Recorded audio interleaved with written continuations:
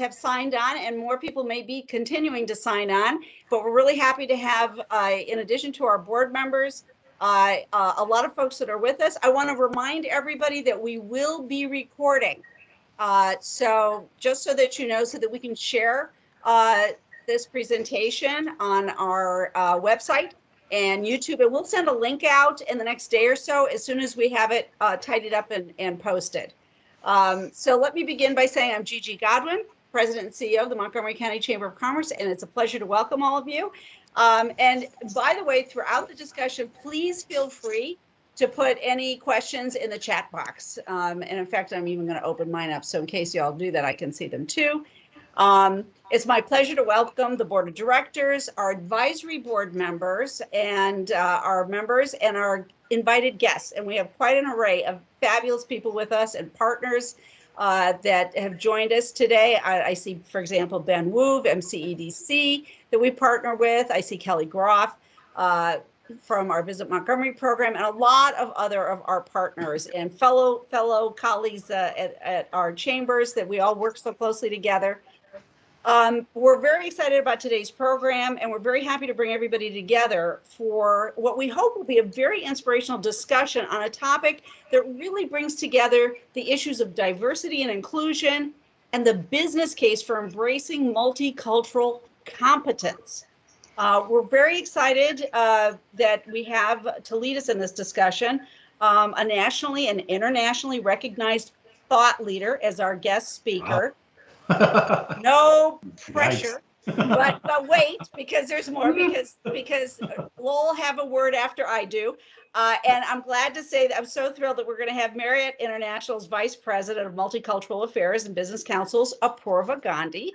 But before we officially turn it over to our guest speaker, it's my pleasure to introduce our Chamber's Board Chair and M&T Bank Group Vice President, Lowell Yoder. Mr. Chairman. Thank you, Gigi, and thanks to everyone for joining us this afternoon. You know, one of the cool things about being in the role that I play here with the Chamber is Gigi and we speak every week. We have a standing time, and one of the things that we talk about is what kind of speakers can we bring in that would really add value to the membership on some timely topics. And so it forces me every week to think about, you know, to step back and think a little bigger picture.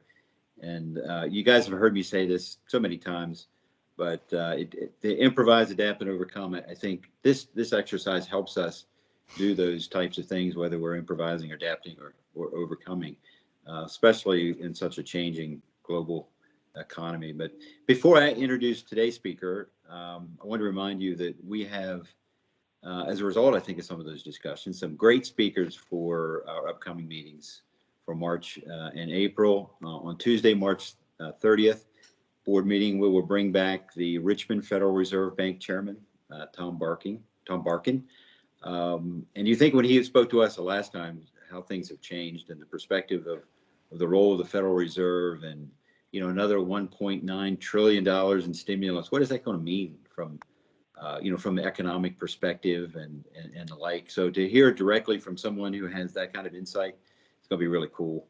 And then on the April 24th board meeting, we'll have a panel discussion on the explosive growth of artificial intelligence and how it's impacting all of our businesses and will impact our businesses. And I would just Google that, and you will start to, you know, you either look at that as an opportunity or as a risk. But artificial intelligence and quantum computing and all those types of things are really going to change, I think, change how we all do business. And the other cool thing about that discussion will be moderated by our board member, David Wen, founder and CEO of United Solutions. So that's neat in itself. But and also before Apoorva begins his remarks, I would like to recognize a special guest who joined us today, and for the important role he played in briefing Gigi and me on this huge impact, you know, of multicultural issues. But a number of months ago, I was sitting at one of our bank meetings, and I looked on the agenda, and this gentleman, David Femi, who manages M&T Bank's multicultural group, and he said some things that just made my jaw drop. for me to think about the importance of multicultural aspects, not only in it's the right thing to do, but it's the business case. And he said one thing. He said, if you don't have a multicultural strategy, you don't have a growth strategy, because 75% of GDP growth is involved in multicultural purchasing power. I was like, whoa, that's a big deal. So David, I think you're on the line. If you could just turn your camera on, you may already have it, and wave to folks. And I'm hoping you will jump in on this dialogue back and forth, given your long history and experience in this, and being able to show how the bank is making a major investment in this as well. So David, I don't see you, but I hope you are on. Can you say hello? Can you hear me? Yes, we can hear you. I'm not sure why my video is not showing. Yeah, we're getting a little feedback as well, David. So I'm not sure. Maybe there's a technical issue there, but anyway, hopefully we can get that corrected, and we can have you join in on the conversation, because you have lots of insights on that. But now, if we could, please join me in welcoming esteemed guest speaker, Marriott International Vice President, Multicultural Affairs and Business Council, Apoorva Gandhi. And Apoorva, I don't know how you'd like to start this. I think we'd like to have it as an engaging conversation. So yeah. Questions that come in and out, but I guess probably just the first thing is maybe you could give us a little background on how you ended up in this role. Sure. And how multicultural affairs, what it means to Marriott. I don't know, Marriott probably had that awakening many years ago that this is an economic thing as well. So maybe you could just give us some background on that, and we can just start the discussion from there. Sure, happy to. And again, Gigi and Lowell, thanks so much for inviting me to be a part of this event, and eventually to be on your board. It's a real honor, and I cherish it. And I've been a Montgomery County resident. We moved here when I was 7. So I've been a Montgomery County resident for 43 years. So, I grew up in Silver Spring, Maryland. I went to Springbrook High School.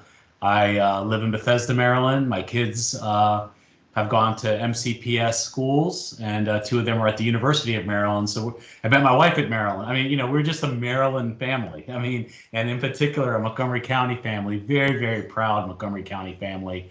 Like I mentioned, I live right here in Bethesda, not too far from Marriott's headquarters for now, right by Montgomery Mall. And as all of you know, we are just so delighted and excited to be moving to kind of downtown Bethesda, middle, I think, of 2022. So we're super excited about that. And it's just that, it's a testament to just what a great place Montgomery County is to live, work, and play, and to raise your families, or to go out and have a drink, or eat a nice meal, or take advantage of the great parks when you go up 270. And just have a lot of fun, and a great place to live. So I'm really delighted to be a part of this gang and this group, and hope to bring some good value to the team. Lowell, to your question, it's interesting.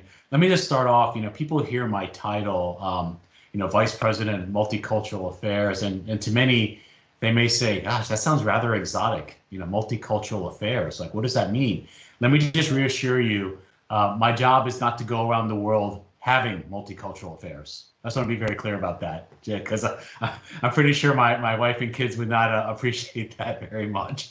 But what I do get to do is really talk externally and represent Marriott in forums like this, but particularly with diverse communities, where we get to tell our story of our culture for 90 plus years of putting people first, of welcoming all, about respect for the individual, acting with integrity, serving our world. Those are our core values.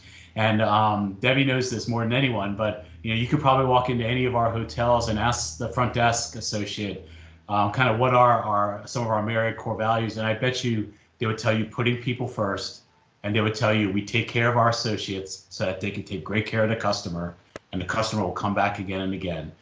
It's just part of how we do business, And it's something that makes me very, very proud. How did I get to this work? It's very interesting. I just a little bit of history. When I was at the university, well, I grew up in an immigrant family. Let me just start there. My parents came from India when I was much younger, and I grew up here in the United States for the most part. But just my life story is one of growing up in a very Indian household, but going to kind of an American school, right? Springbrook High School and the school system here at MCPS is one of the best in the world. But I was always straddling both worlds, and sometimes never quite felt like I fit in either of them, right? So when you feel that way a lot as a kid, or I was bullied horrendously as a kid. It was hard, growing up, not being part of, being the only Indian person in my class. You have a name that is very famous, and you'd think when they make a great movie about it, that'd be a great thing. Instead, you get bullied even more, right? But you get used to just being the outsider. So that's something that I've always kind of carried with me, is I know how that feels to be excluded, right? And to all of us, I'm sure all of us have felt that way, no matter who we are, at some point in our life, right? We've all felt it in some way, But over the course of the years, as you grow up, you never lose that. So as I have gone through my career, it's something I've always carried, and I've always thought to myself, let me be the guy who tries to make it better for someone else. So if, the 21-year-old version of me or the 15-year-old version of me feels at a place, let me be the guy who says, hey, come here, let's talk about it. Let me explain kind of what's going on, or let me be that person you can vent to or talk about this with, because I've been through it. A little bit about my career. I actually, when I was in college, I was a front desk associate at the Greenbelt, Maryland Marriott, right off the Beltway there. I went to the University of Maryland, studied marketing, graduated, went to work for Accenture, big consulting company. Spent 13 amazing years there doing telecom business consulting, which is as boring as it sounds, kind of. But I always did extracurricular work as helping their diversity and inclusion efforts. So it wasn't my main gig. My main gig was being a business consultant, reengineering, business process improvements, mergers, acquisitions. But I always did this as an extracurricular thing. Then I came over to Marriott, and I've been with Marriott now, so 13 at Accenture, 16 at Marriott. The first half was as an internal consultant. So doing similar consulting style work, but internally for Marriott. So, helping to do process change, reorganizations. We, about 10 years ago, did our global reorganization to decentralize, things like that. But again, helped Marriott externally do diversity and inclusion work while always just trying to be the guy who, hey, you're new here. Come on, let me, come on and come in my office. Let's chat. Let me tell you some of the unwritten rules. Hey, you're sitting by yourself at lunch. Let me just come and sit with you. Come join us. That kind of thing. Because for many that's easy, but for some it's not. Right? It's not. So then halfway through my Marriott career, someone knocked on my door and said, hey, Apoorva, we got this role we think you ought to look at. And it was looking at multicultural diversity and inclusion from an external perspective. How do we make Marriott and tell our story and help our properties continue to be the place that welcomes all? No matter who you are, where you come from, what your abilities are, or who you love, right? We welcome everyone. And how do we put together programs that help our properties do that every day of the week? They do a wonderful job. But Mr. Marriott Sr. always says, success is never final. Success is never final. So we always know there's more to do. So that's a little bit about how I made my way to this role. I've been in this job now for about 8 or 9 years. I love it. It fills my soul every day. And I think given some things that have happened in recent years, it's even reinforced how we feel that doing this work is part of our core values and our take care culture. Thank you. I'll start with a couple of questions. Yeah, please. Keep it going, and I'm sure Gigi would like to jump in as well. But one of the premise I think that we talked about is, how do you make the business case for investment in multicultural strategy, and why is that important to Marriott? And if you could just give us some insights on that, would be great. Yeah, great question. Because I'm a believer in that. When I took this role, I really thought about, okay, I'm kind of like the diversity and inclusion guy now, right? How am I going to go about this, right? Now, I could go about it in the very preachy, you should do this because it's the right thing to do, otherwise you're a bad person. I could go that direction, or kind of like, if you ever watch that show, The Office, there's a very, very funny episode on diversity training gone bad. It's actually a hilarious episode where Steve Carell just gets it wrong on every, right? Maybe you've seen it. It's hilarious, right? I could have gone that tack, but I said, you know what?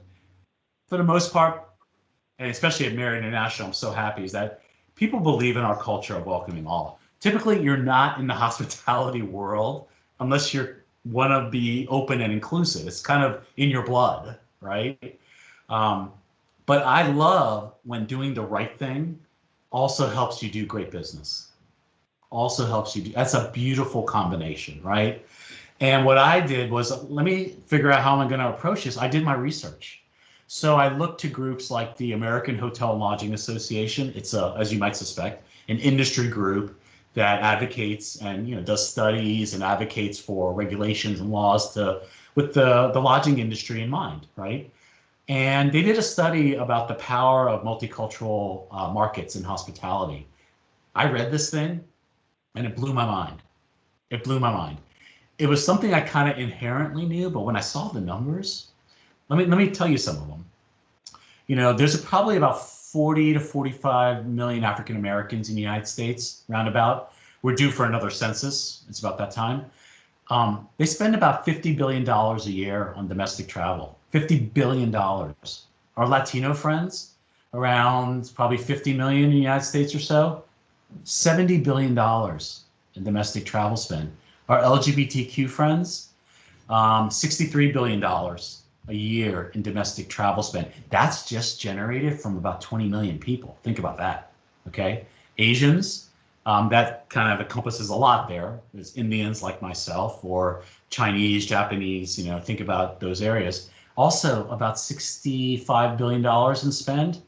Also from a very small population, about 16 to 17 million. Those numbers might be off a little bit, but you get the point. I would take 1% of those billions. I mean, think about what that could do for your business. So I listened to that and I was like, my goodness, you have that travel spend, but then you also just look at the general demographics, the changing demographics of the United States, right? And then you put on top of that, you think about the changing demographics of our area, DMV and Montgomery County, right? And when you put it all together and you sort it out, you put some charts together, it makes a compelling case that, by ignoring the changing demographics of your customers and those numbers, you're, in a sense, leaving business on the table. And I don't know too many this is a business group, right? I don't know too many business groups who want to do that or want to report to their board of directors how a competitor kind of ate their lunch and was getting a piece of business, whereas we decided just to stay with what we knew, right? So to me, I saw this opportunity to help Marriott create new revenue streams. What am I talking about? Quinceañera celebrations for our Latino friends. That's when a young lady turns 15. It's a big deal. It's a big deal in the community. I don't know if anyone's ever been to one, but I haven't. But the dresses, if you look at it, it's like a wedding. I mean, and people want to spend money on it. Bar and bat mitzvahs, and especially Montgomery County, there's many of those, right? And that's a great thing where if your properties know how to do those well, and they know the difference between Reform Judaism, Orthodox Judaism, what does kosher really mean, and know all the words, the meanings, amazing opportunity. In Montgomery County, our properties know a lot of that because there are a lot of our Jewish friends live in Montgomery County. But you go to some places across the country, they have no clue, right? Indian weddings, that's probably a thing that started it all. They're big. How do I know? I've been in one. I've been in one. Anyone want to hazard a guess how many people were at my wedding? Yell out. 200. 700. Oh my God. Yeah. 700 people. That is probably the biggest interest area for our hotels. So, when you put all that together and you teach our hotels to know what a Bharat is, what a Sangeet is, if it's a long last name, they're probably South Indian. Shorter last name, they may be North Indian. Johnny Walker Black, all these things you should have. When you know those things and a family comes in and they're like, wow, these guys know this thing better than I do. What a confidence builder and what an opportunity to win that business.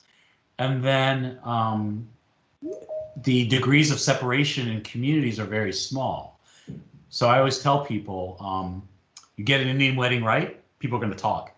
You get an Indian wedding wrong, people are going to talk.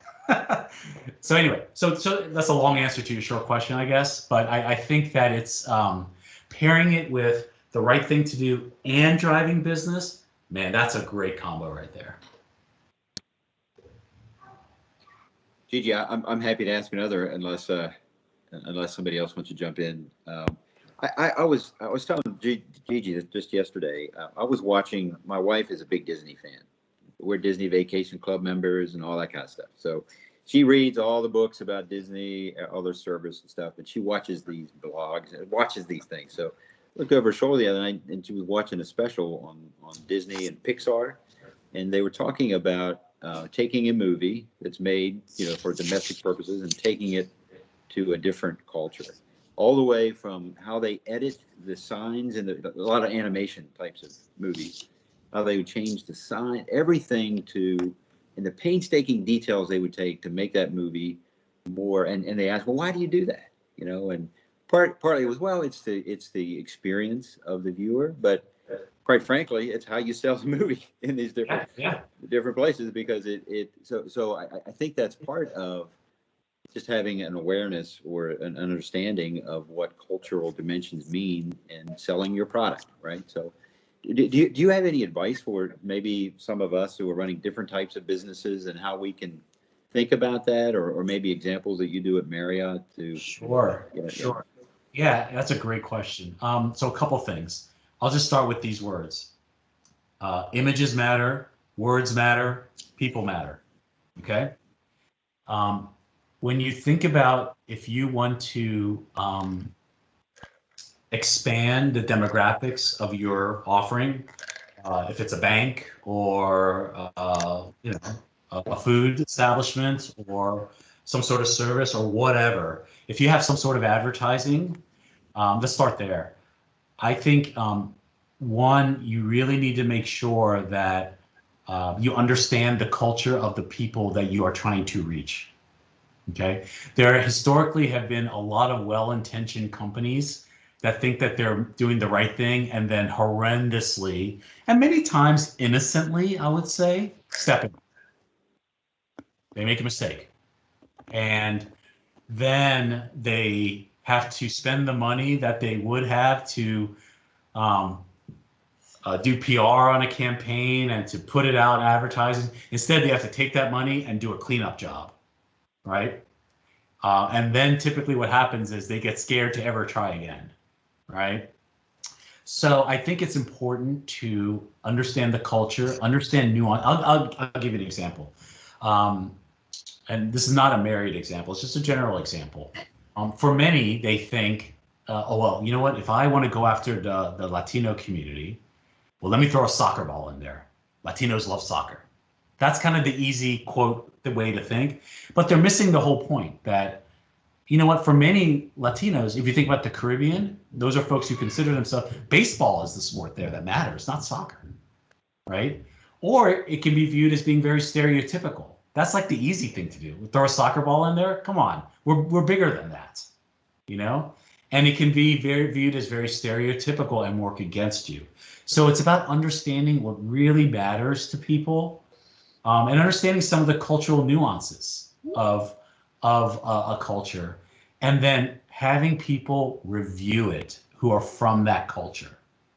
who are from that culture. There's so many examples out there where, a company could put a campaign out there that works really great for men, but they didn't ask a woman what she thought. And then it flopped because it offended women, and that's not a good thing. Oh, please tell the beer story. Okay. All right, I will. So this is a famous story. It's not, maybe it was like 5-6 years ago. It's one of the big beer companies. Okay, one of the big ones, like, the kind that you would see on the Super Bowl ad. That level of one of those 3 or 4. And I'll give you this example. What they said was, we're the beverage that takes the word no out of your vocabulary, right? So a bunch of guys might hear that and be like, oh yeah, fun. Hey, yeah. Let's say yes to everything and go, ride or die. Come on, But to a woman, that's a different scenario, right? No means no. Okay. I don't need anything helping me take the word no out of my vocabulary. And that is just the feedback they got. Okay. So what happened? They had to immediately pull the ads, right? Immediately make amends, immediately apologize. So what happened was then some newspaper said, well, let's look into this. How did this happen? Right? A major corporation puts this out. How could this have happened? And they said, well, what they asked was, did any woman review this? And what the answer that came back was, yeah, we had a bunch of reviews, but it was only one woman that saw it. So then the question is, okay, so only one. Did they have a scenario in their company where they felt comfortable to say, in a room full of whoever's in there, to say, I know you guys love this, but let's take another look here. Here's what could happen. Do they have an environment where they feel comfortable being the contrarian in the room and taking a risk and saying, I know, like, we think we all are on board, but I got to raise my hand and say, I think we got to take another look at this. And wow, I wish, and she said that it wasn't an environment where she felt comfortable. And that's unfortunate, right? That's unfortunate because the consequences can be, from a budget perspective, very bad, but also from a reputation perspective, very bad. So to your question, Lowell, it takes time. It's not a rush into it. It can be done. And let me tell you, the benefits are huge, but it should be done right. The same way you would plan other campaigns. Take your time, do your research, have lots of reviews. That also leads to why it's important to have a diverse set of views and backgrounds at your table who can bring different modes of thinking and different life experiences to the table.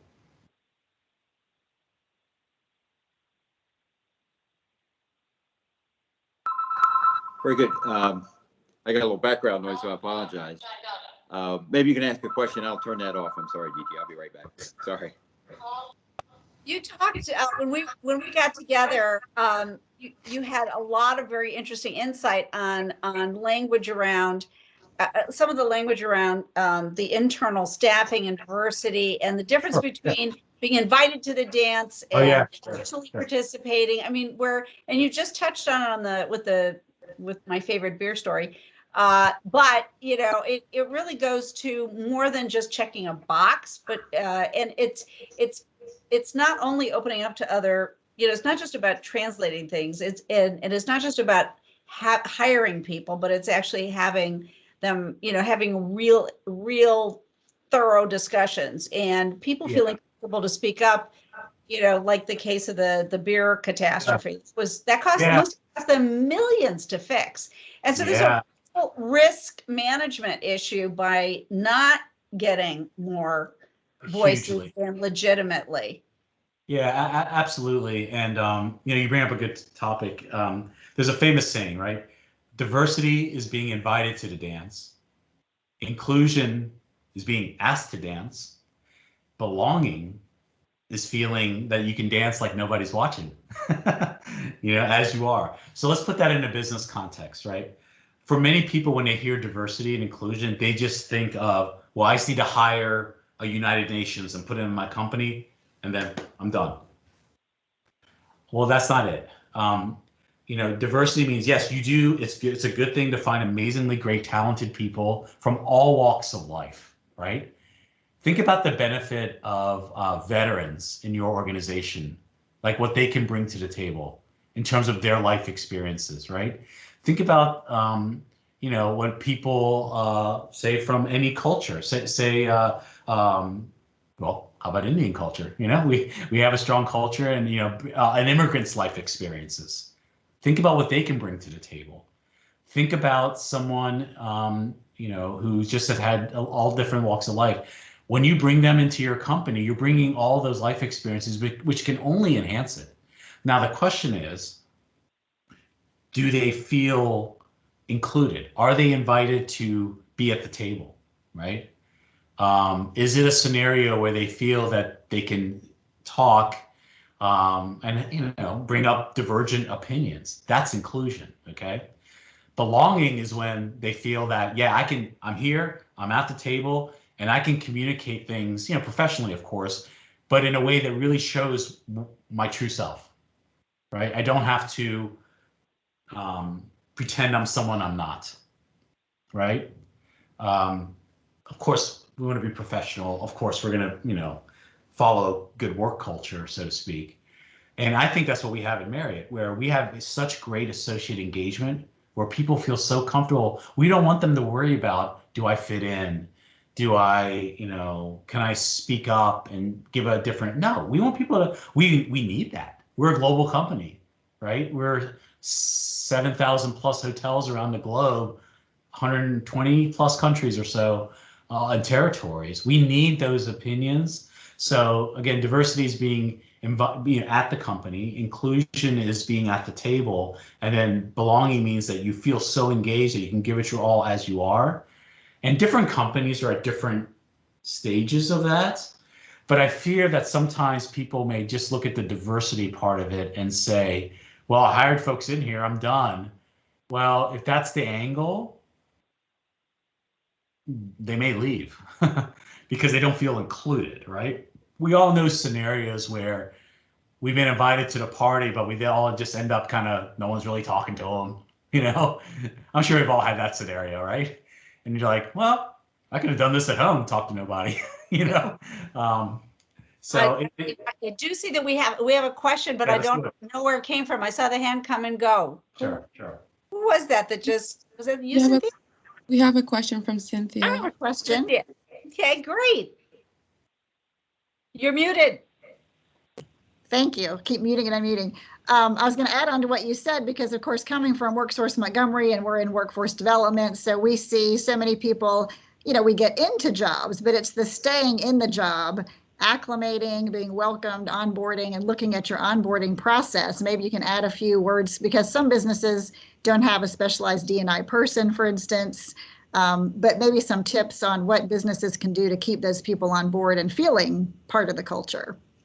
That's a great question. And yeah, you know what? It's like the first day of an associate's job is so important. You know, it's so important because we want to make sure that they have that feeling of warmth and welcome from the minute they walk in the doors, right?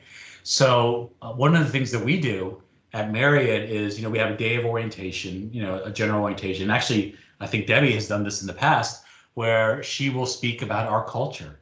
You have to have core values. You have to have a culture, and it has to be put into action, but we have to ensure people know it. And being inclusive and welcoming all is part of our culture. It's part of putting people first. It's part of respecting each other. It's part of acting with integrity. And if you do that, and you always have that North Star that everyone in the company is subscribing to, that really helps along the way. But understanding that from the get-go. But then one of the things that we do is we follow it up. You know, we have activities around our culture. Debbie leads many of those, and we really do a lot to make sure our culture is pervasive. It's in everything we do, We have, associate appreciation. Oh, we have our associate appreciation week. But more importantly, we appreciate our associates every day. And why do we do that? Because we feel that when we talk about our culture with our associates every morning in a stand-up meeting at a hotel or at headquarters or anywhere in between, that enables them to do their best work. And we have policies that back it up, that we really take care of our associates.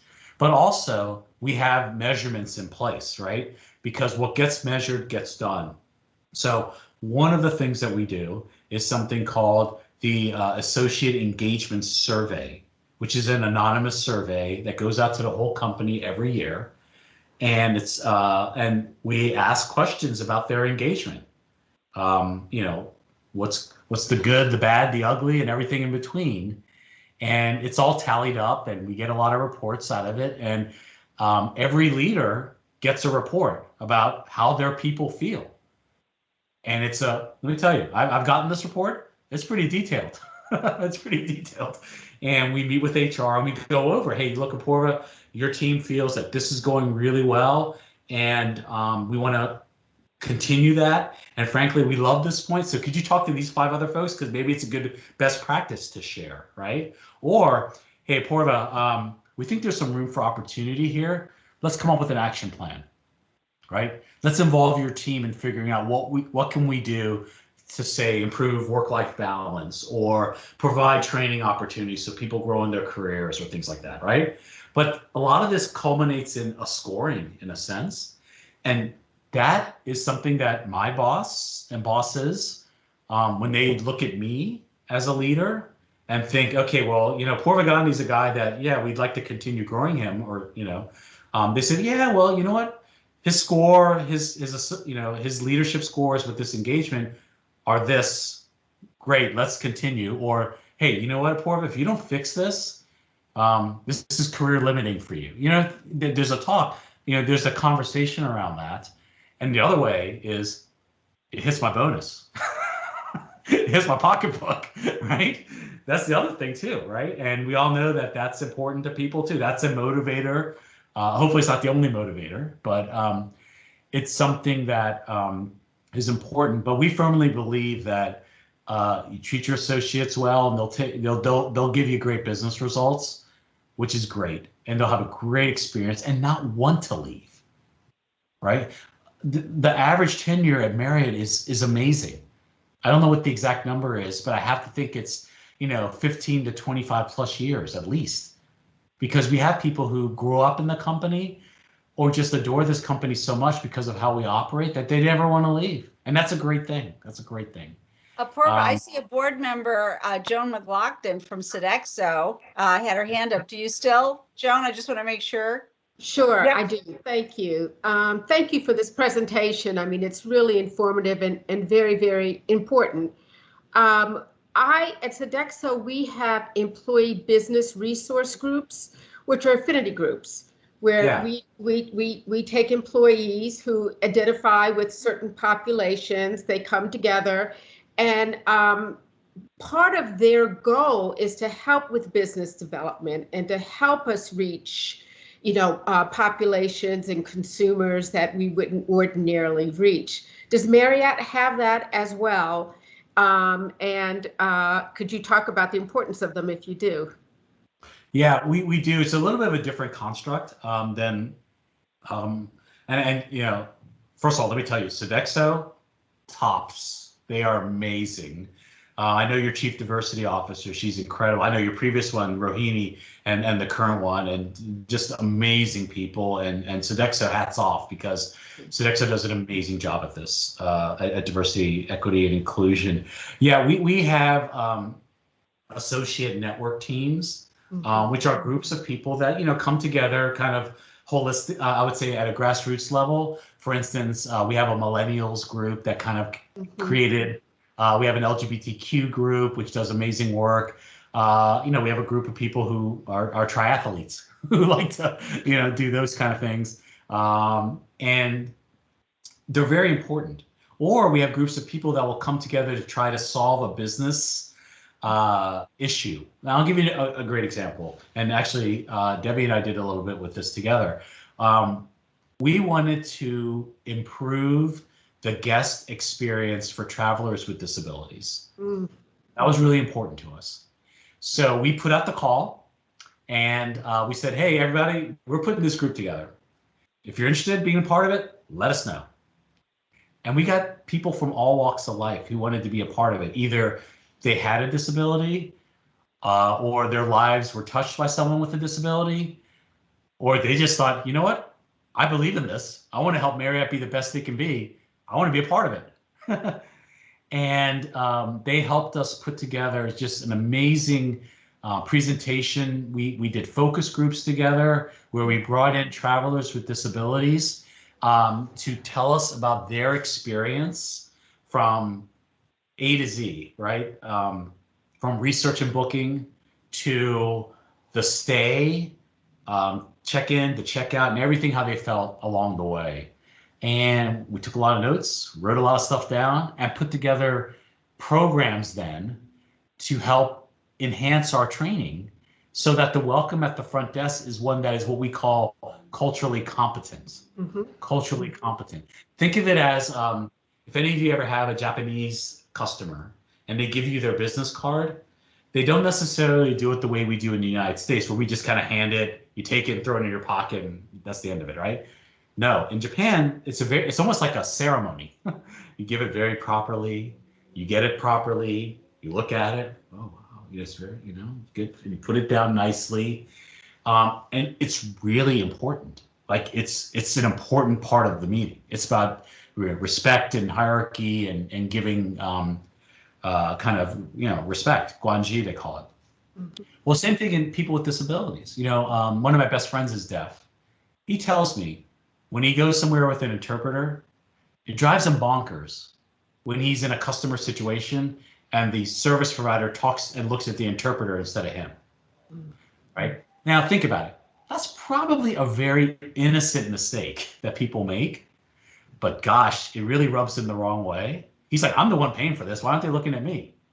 So by doing this process, if we're able to teach our associates that little piece of information, think of that's what we call the differences that make a difference. Think how someone now who comes in, if they see that, how they're going to feel. Does that cost you any money? No. But that's, Joan, to your point, that is something that a group like this helped us do. They helped us understand this stuff. So we have lots of topics like that. When we did our Love Travels campaign, which was an inclusive marketing campaign, we made sure that we showed it to diverse associates to say, hey, does this resonate with you? Are we making any mistakes? Are we stepping in it? So that's a really great way that they can add to the business. And guess what? It made them feel really good too. Exactly. Yeah. They felt so proud. Oh my God. When we were asking people when we showed them a campaign, we had one focused on our Latino guests. We were asking them, and folks from all walks of life in the Latino world. First of all, they were just like honored. Oh my God, I get to talk about who I am, and you're gonna listen and and think about it. They loved it, and they helped us get it right. They helped us get it right. And then what happens when you get it right? You get it right, and it helps your business, right? I was wondering, Apoorva, as you mentioned, you're all over the world.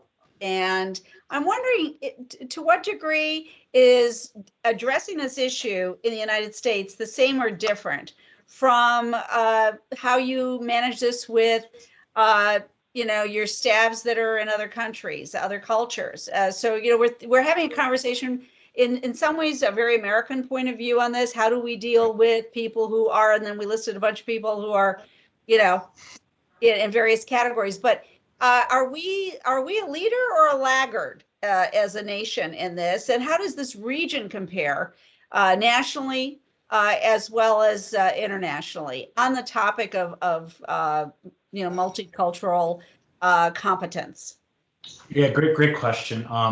Look, we have the great benefit of living in probably one of the most cosmopolitan cities in the world, right? Just drive down Massachusetts Avenue on Embassy Row, right? It's beautiful. It's a great drive. And we have the benefit of living in one of the most cosmopolitan places of people with all walks of life. So I think there is an inherent advantage to this area. I mean, just carve it out. Let's just look at Northern Virginia or Montgomery County, right? You can just see the amount of, I mean, I believe I saw a show that's called Germantown, or maybe it's Gaithersburg, as one of the most diverse cities in the country, right? And the mayor was talking about what a wonderful thing that is. Are we a leader or a laggard? I mean, you know, look, I believe in this country. I think this is an amazing country. I come from an immigrant family, okay? And you know, I love America and I love everything it stands for. Success is never final. We always have to keep evolving. And sure, there'll be some bumps and bruises along the way, but I do believe in this great country and the opportunity. Look, my father came here with $7 in his pocket and was able to rise in his career and become the chief financial officer of the District of Columbia, right? And then his kids were able to stand on my parents' shoulders and achieve, you know, things, you know, and be happy and have a great life in this country. And my kids get to stand on their grandparents' shoulders, right? So I love this place. I think it provides opportunity for all. Do we have some tough times here and there? And might we be going through one of those right now? Yeah, I think so. But I still think this is a great place. So I think also it's, when you talk about the global question, look, when I look at it from a Marriott point of view, the idea of putting people first, respect for the individual, serving our world, acting with integrity, you know, innovation, those are concepts that are worldwide. Right, putting people first. Who doesn't want to be treated with respect and dignity? Like anyone wants that, no matter where you live and across the globe. Now, we also do recognize. So let me say this. So in the walls that we control, right, our hotels, our amazing general managers. When you think about the walking and living embodiment of our culture, talk to a general manager of a hotel. You know, those are the folks who really. I think Debbie calls them our force for good, you know, and know our those are the people who have the secret sauce, we call it, of you know, of goodness and really emulate our culture. And you know, in the walls that we control in our hotels, we expect integrity and we expect people to be treated with dignity and respect. Now, we also recognize there are some places around the globe, for instance, in some places, you can be killed for being gay. We recognize that. We understand that. So one of the things that we do is to ensure that, hey, we respect people's privacy, right? We respect that, you know, people have the right to their privacy. We want to protect people when they're working with us, and we treat everyone with dignity and respect. You know, also in the United States, we also advocate for non-discrimination laws, right? And in other places around the globe, you know, through government affairs and other, you know, local types of forums, you know, we bring our, quote, heft to the table. And this is what Debbie led with the business councils was, you know, let me put it to you this way. Let's just say the state of Georgia. You know, Atlanta's a city where we have a lot of hotels. So we represent a lot of taxpayers, and we represent a lot of jobs and a lot of revenue to the great state of Georgia, right? So if we pick up the phone, if our leaders down there pick up the phone working with our government affairs folks and want to call their state house, maybe be in contact with the governor, typically the public officials will pick up the phone and talk to us, right? And then we can have that kind of conversation, right? Just to represent what are our views on this. Why do we think it's good for business to have an environment where our associates can be the same person at home that they are when they walk through the doors at work, right? And it's part of taking care of our associates. It really is, and also providing an environment that's good for business, right? Discrimination typically is just not good for business at all. I can't think of a case study where denying customers the right to do business with you is a good thing. That'll be a tough one for me to understand. Apoorva, I think we have Oh, we Oh, have I'm another sorry. question that came in, Mr. Yes, please. Chairman. Please, let's take the question. Well, it's from your economist, David Femi, and I think he wants to, I don't know if he can get on camera, but he has a question. And David, if you're on, did you want to ask a question? You'd have to unmute yourself. Yeah, can you hear me? Yes, David. Yes. Welcome. Great to hear you. Awesome. Yeah, I apologize. I'm not sure why my camera is not working. I think it's something on our end here at the bank. But good evening, everyone, and what an insightful presentation. You know, Apoorva, as you were speaking there, I was doing my happy dance because someone is speaking my language in the multicultural space. So thank you for your insightful commentary there. Just a question, well, a comment and then a question. You know, as I was reflecting on all you were saying, I think it brings to light the importance that the multicultural population in America has become a major source of growth, a major source of influence, and a major source of change. And, you know, the impact of this group, once an afterthought of all businesses, right, has now become central to the success of every consumer brand in the country. I heard you talk about cultural competency, which is huge.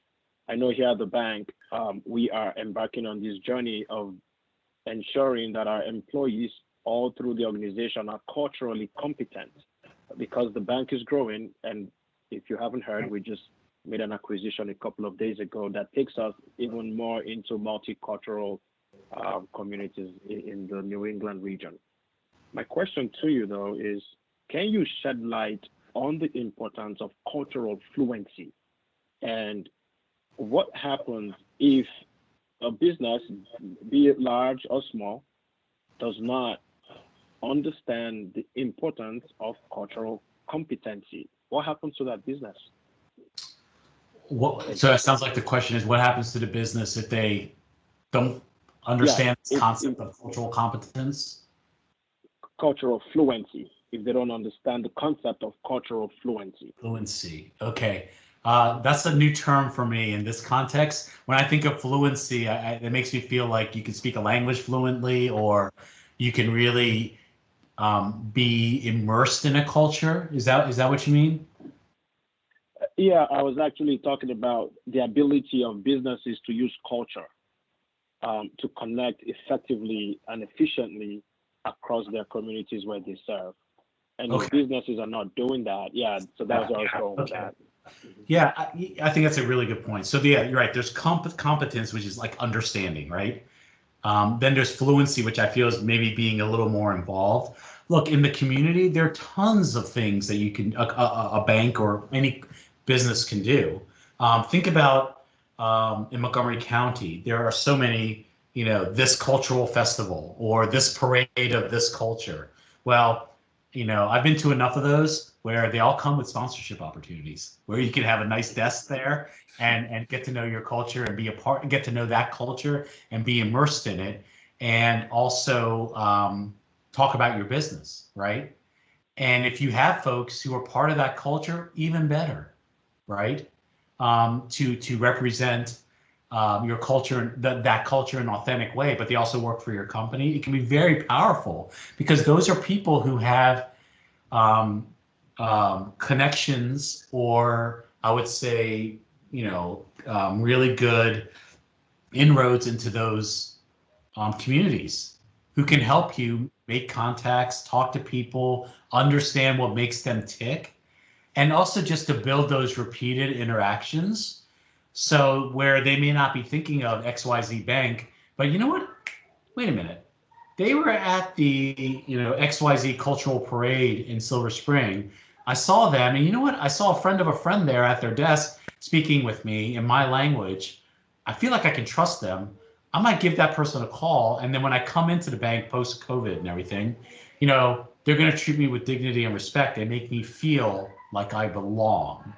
Right? It's all about that feeling when they come in there, right? Because we all know, sadly, there are some groups, I always say to our teams, and luckily people understand this very, very well, but there's a big difference between, may I help you? And may I help you? There's a difference there, right? I said same words with different tones. Now, it's a sad fact of life, and we see this on the news a lot. Some groups of people get the former, some groups of people get the latter more than often, right? And there are certain industries which have a tough history on this topic. But I'm telling you, the bank, or not bank, but the business that figures that out, I think, will have a leg up on their competition. Why? Just look at the numbers, look at the demographics, look at the spend, look at the per capita savings of certain demographic groups. You know, think about it. And so I think it's really important to understand, but also to get involved a little bit. And it can be very, very fruitful and a lot of fun too. I know, Gigi, we're coming up on the hour here, so we don't have much time. But just one thing, maybe it's a little more of a statement than a question. But you guys, some of us remember our speaker from a number of months ago, Mark Penn, Stagwell Group, which is part of the Harris Poll, and they just did a presentation on Monday, which I'd recommend you go to the Harris Poll's website and watch it. But it was very fresh information, but something really that I guess the headline of that was that from the research they've done, up to 50% of a buying decision can be directly affected by the actions and behavior of the CEO of that company. Yeah. And it is a growing phenomenon with social media and all those types of things. So, and there's more sensitivity to multicultural types of things, especially with the younger the younger folks that are going to play an important role. And if you're a CEO of a company and you may just say, hey, I'm just going to de-risk this by not doing anything. Well, that's going to eventually catch up with you, because by not doing anything is going to offend that group in some way that we're not going to. And 50%, that's unbelievable. Yeah, Lowell, and I'm really glad you brought that up, because I would be remiss if I did not mention, sadly we lost our CEO Arnie Sorensen last week, who was just an incredible, not just business leader but human being. The respect, compassion, genuine, humble nature of this man and his entire family is something that we miss. We're heartbroken. There's no other word to say it. We're heartbroken. But to your point, Lowell, what he did as a CEO, there's so many amazing things he did as a CEO, but he emulated our Marriott culture beautifully. And particularly in the diversity and inclusion space, he spoke about this topic in a way that really helped people understand why it was important. From a humanity perspective, from a business perspective, and from a perspective of treating people with respect and dignity, and how that's just the right thing to do. And I'm really enthused because now working with Tony Capilano and Stephanie Lenartz, our new CEO and president, they were part of a lot of our work and leading a lot of that work. So I'm so excited to now work with them, because they're going to carry this torch and do carry on the legacy of Marriott International and Arnie's legacy even more forward. I don't know if you all saw this morning, we're so proud to announce the creation of the Marriott Sorensen Center for Hospitality Leadership at Howard University, which thanks to the kindness, Debbie, of the Marriott Foundation, and also in partnership with Marriott International, a company, we're creating the Arnie M. Sorensen Hospitality Leadership Fund, which is going to really help bring the promise of hospitality to amazing, talented students who are diverse, and help them learn about why we think hospitality is an amazing place at headquarters. So it's something we're super excited about. But this is really a beautiful way to keep the legacy of Arnie Sorensen, who we adore, and the legacy of Mr. Marriott and Mr. Marriott Sr. Going forward. Great. Gigi, I don't know if there's any other questions, but awesome presentation, interaction, I think very timely, and great gratitude. Thank you. Apoorva, for your time tonight. I'm sure Gigi would like to wrap up with something. Well, all I can say is thank you so much for working with us, and thank you for being a resource on this topic. I know that we could just keep going on it because there's so much to talk about it. It is such a global issue, and it's such an opportunity issue. It's so relevant to the Washington region. I want to thank David Femi too for pointing out to us $1 trillion in the growth of wealth just in the Washington region in the next decade. That should get somebody's attention. $1 trillion here, $1 trillion there. Pretty soon you're talking about real money. And it's real opportunity, but it's also a heads up. This is exciting that our community is growing, and as has been said by you, Apoorva and David and so many of our board members, this is where the world's going, and incredible social, economic, and political change will come along with that wealth creation, with the rise in participation in our economy of so many new entrants. And I think it's exciting. And I think it's something that every business owner and leader needs to be aware of. And it's more than translating a pamphlet. That's right. It just goes a little beyond that. So a lot beyond that. And it's a great opportunity. It's very important to attracting and retaining the next generation of talent, next gen, as we're often here to say. So I'd ask our board members, our guests, everyone who joined us today in a round of applause to thank you, Apoorva, for joining us today and really giving us a lot to think about. Very inspirational. Thank you. And oh, by the way, congratulations again on joining the board today officially. Thank you. We're really thrilled about that. And I want to say thank you to Debbie Harrison for reconnecting us and making sure that we had Apoorva's great insight. And thank you for your great work, Debbie. Thanks so much for your support. And I want to thank all of our board members, and I want to thank David Femi again for lighting the match and briefing us on this important topic. And with that, and also thank you to our chairman of the board, Lowell Yoder, for, as always, being a great moderator and really, driving the conversation. I want to thank Joan McLaughlin, who helped me a lot on this topic as I was getting ready of Sodexo. Thank you, Joan, and our executive committee, for great discussions on this. So tonight was terrific. 2 weeks from tonight will also be terrific. I'm expecting to see all of you again 2 weeks from tonight at our Public Safety Awards. We're going to broadcast from 4 to 5. Then we have an after party. Yay, Zoom after parties. Bring your own beverage. And that will happen from 5 to 6. It's Meet the Chiefs. So all 5 public safety chiefs are there, and they love seeing you all. So I hope you'll definitely sign on. It should be on your calendars. And if it's not, just shoot me a message and we'll make sure it's on your calendar. You know how to get on to that event. And then frankly, in March, before you know it, we'll be all together again, as Lowell said, for our Federal Reserve chairman from Richmond Federal Reserve Chairman, Tom Barkin, who'll be joining us again. So with that, I want to say to everybody, thank you for joining us. We'll be making this available to you, I think by the end of the week. And with that, good night. See you later. Thank you. Thank you.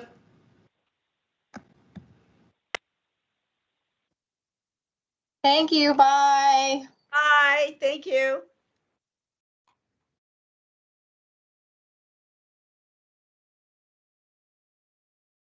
Thanks, team.